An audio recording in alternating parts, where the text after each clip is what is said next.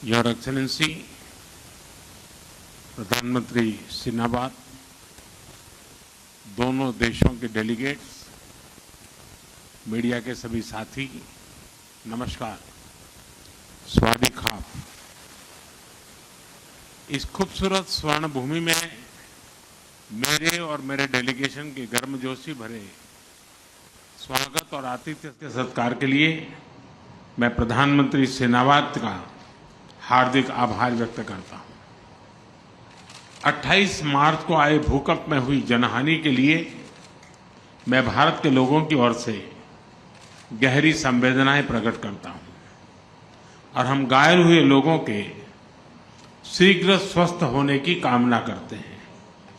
Friends, Bharat और Thailand के सदियों पुराने संबंध हमारे गहरे सांस्कृतिक और आध्यात्मिक सूत्रों से जुड़े हैं। बौद्ध धर्म के प्रसार ने हमारे जन जन को जोड़ा है। अयोध्या से नालंदा तक विद्वानों का आदान प्रदान हुआ है। रामायण की कथा थाई लोक जीवन में रची बसी है और संस्कृत पाली के प्रभाव आज भी भाषाओं और परंपराओं में झलकते हैं। मैं थाईलैंड सरकार का आभारी हूं कि मेरी यात्रा के उपलक्ष्य में 18वीं शताब्दी की रामायण म्यूरल पेंटिंग्स पर आधारित एक विशेष डाक टिकट जारी किया गया है। प्रधानमंत्री सेनाबाद ने त्रिपिटक की भेंट की। बुद्ध भूमि भारत की ओर से मैंने इसे हाथ जोड़कर स्वीकार किया। पिछले वर्ष भगवान बुद्ध के पवित्र रेलिक्स को भारत से थाईलैंड भेजा गया। यह बहुत खुशी की बात है कि 4 मिलियन से अधिक श्रद्धालुओं को दर्शन करने का अवसर मिला। मुझे यह घोषणा करते हुए अत्यंत खुशी है कि 1960 में गुजरात के अरावली में मिले पवित्र रेलिक्स को भी थाईलैंड दर्शन के लिए भेजा जाएगा।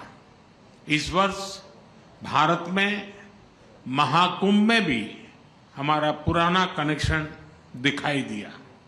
थाईलैंड समेत अन्य देशों से 600 से अधिक बौद्ध श्रद्धालु इस आध्यात्मिक और सांस्कृतिक सभा का हिस्सा बने। इस आयोजन ने वैश्विक शांति और सामंजस्य का संदेश दिया। फ्रेंड्स, भारत की एक्ट ईस्ट पॉलिसी और हमारे इंडो पैसिफिक विजन में थाईलैंड का विशेष स्थान है। आज हमने अपने संबंधों को स्ट्रैटेजिक पार्टनरशिप का रूप देने का निर्णय लिया है। सुरक्षा एजेंसियों के बीच स्ट्रैटेजिक डायलॉग स्थापित करने पर भी चर्चा की है। साइबर क्राइम के शिकार भारतीयों को वापस भारत भेजने में थाईलैंड सरकार से मिले सहयोग के लिए हमने थाईलैंड सरकार का आभार प्रकट किया। हम सहमत हैं कि हमारी एजेंसीज ह्यूमन ट्रैफिकिंग और इलीगल माइग्रेशन के खिलाफ एकजुट होकर काम करेगी। हमने भारत के उत्तर पूर्वी राज्यों और थाईलैंड के बीच टूरिज्म, कल्चर, एजुकेशन ऐसे क्षेत्रों में सहयोग पर बल दिया है। आपसी व्यापार, निवेश और बिजनेसेस के बीच आदान प्रदान बढ़ाने पर हमने बात की। एमएसएमई, हैंडलूम और हैंडीक्राफ्ट में भी सहयोग के लिए समझौते किए गए हैं।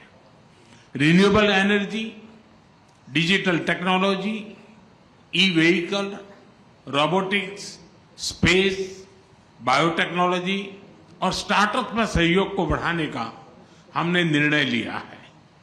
फिजिकल कनेक्टिविटी के साथ साथ दोनों देशों के बीच फिनटेक कनेक्टिविटी बढ़ाने पर भी काम किया जाएगा। पीपल टू पीपल एक्सचेंजेस को बढ़ावा देने के उद्देश्य से भारत ने थाई पर्यटकों के लिए फ्री ई वीजा सुविधा देनी शुरू कर दी है। फ्रेंड्स, आसियान भारत का कॉम्प्रिहेंसिव स्ट्रेटेजिक पार्टनर है और इस क्षेत्र में मैरीटाइम पड़ोसी देशों के नाते क्षेत्रीय शांति, स्थिरता और समृद्धि में हमारे साझा हित है। भारत आसियान यूनिटी और आसियान सेंट्रलिटी का पूर्ण समर्थन करता है। इंडो पैसिफिक में free, open, inclusive and rule based order का हम दोनों समर्थन करते हैं। हम विस्तारवाद नहीं, विकासवाद की नीति में विश्वास रखते हैं। इंडो पैसिफिक ओशंस इनिशिएटिव के मैरीटाइम इकोलॉजी पिलर को लीड करने के लिए थाईलैंड के निर्णय का हम स्वागत करते हैं। फ्रेंड्स, कल बिम्स्टेक समिट में भाग लेने के लिए मैं उत्सुक हूं। थाईलैंड की अध्यक्षता में इस फोरम के अंतर्गत क्षेत्रीय सहयोग को नई गति मिली है। इसके लिए हम प्रधानमंत्री और उनकी टीम का अभिनंदन करते हैं।